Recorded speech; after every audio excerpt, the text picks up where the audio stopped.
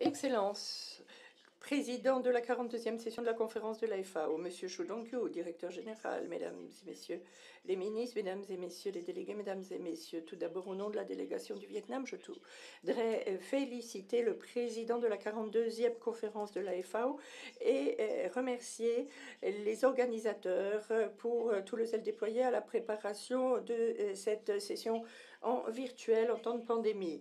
Mesdames et messieurs, depuis des décennies, grâce à tous les efforts de notre pays et l'aide des organisations internationales, la sécurité alimentaire et la production alimentaire se sont améliorées. Néanmoins, la sécurité alimentaire, de la nutrition et la réduction de la pauvreté demeurent un grand défi. La pandémie de la Covid-19 a créé toutes sortes de maux contre la santé mondiale, l'économie, la sécurité des sociétés. Par conséquent, la préoccupation relative à la nutrition, une nutrition suffisante et non dangereuse est essentielle. En outre, se raréfient les éléments de sécurité dans la lutte devant le changement du climat. Mesdames et messieurs, 2020 a été une année très spéciale. Depuis l'irruption de la Covid-19 à échelle mondiale, le monde s'est débattu dans des difficultés et des défis sans précédent en matière d'intégration internationale économique moderne. Le Vietnam, comme économie ouverte avec une intégration internationale extensive et intensive, nous avons souffert de tous ces aléas. Par conséquent, pour nous relever rapidement, notre gouvernement a mis en œuvre des mesures draconiennes. L'agriculture joue un rôle extrêmement important en matière de sécurité alimentaire, de stabilité sociale et pour la subsistance de plus de 60% des populations rurales du Vietnam, cela représente 14,85% du PIB.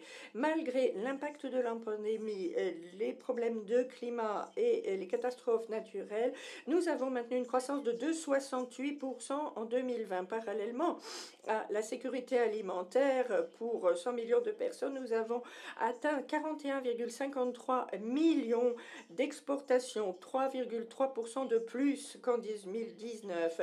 Sur le premier semestre 21, les exportations s'élèvent à 22,83 milliards, ce qui fait 30% de plus que l'an dernier.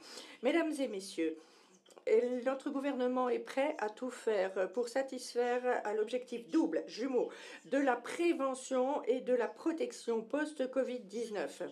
L'agriculture est de plus en plus importante dans la normalité nouvelle.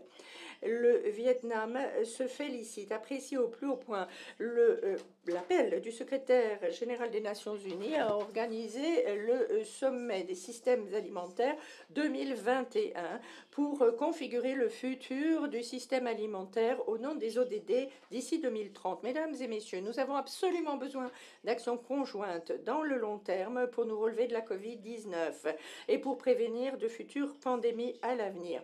Ainsi, je voudrais proposer certaines priorités pour la FAO et pour ses partenaires internationaux. Premièrement, soutenir les pays en développement dans la transformation et le développement d'une agriculture durable pendant la pandémie, renforcer la coopération et le soutien pour l'analyse, la projection d'un système d'information et d'alerte précoce, maladies, catastrophes naturelles et autres, et assistance directe à la survie et à la subsistance. Davantage de technologies numériques rapides, efficaces, davantage de traçabilité, de qualité, de sécurité alimentaire pour nous préparer aux scénarios les plus noirs post-Covid-19.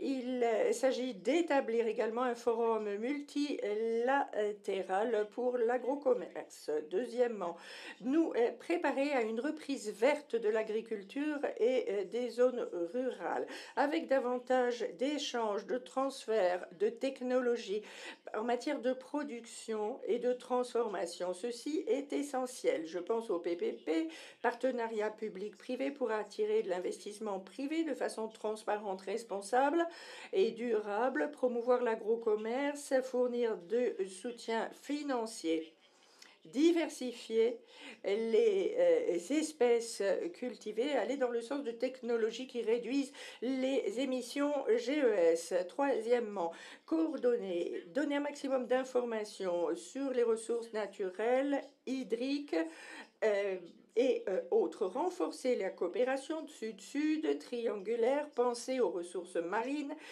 penser au cadre de Sendai, préparation et prévention, renforcer la résilience, gestion du risque devant les catastrophes naturelles, entre autres. Mesdames et messieurs, chers amis, au nom de notre gouvernement, je remercie la FAO, la communauté internationale et les donateurs pour leur assistance précieuse au cours de ces dernières années au Vietnam. Nous voulons croire que nous allons continuer de pouvoir compter sur cette collaboration, rappelant ici la déclaration du secrétaire général en matière d'attitude intelligente quant au climat et au travail inscrit dans la durabilité et sur la ligne de tous les 17 ODD à l'horizon 2030. Je vous remercie.